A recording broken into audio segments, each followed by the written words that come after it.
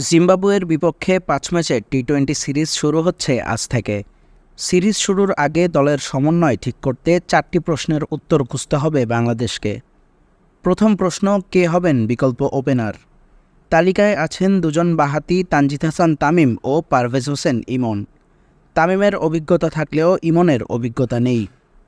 দ্বিতীয় প্রশ্ন, আফিফের ভাগ্যে কী আছে? এক সিরিজে দলে আছেন তো আরেক সিরিজে দলে নেই। এবার জিম্বাবুয়ের বিপক্ষে আবারও দলে ফিরেছেন।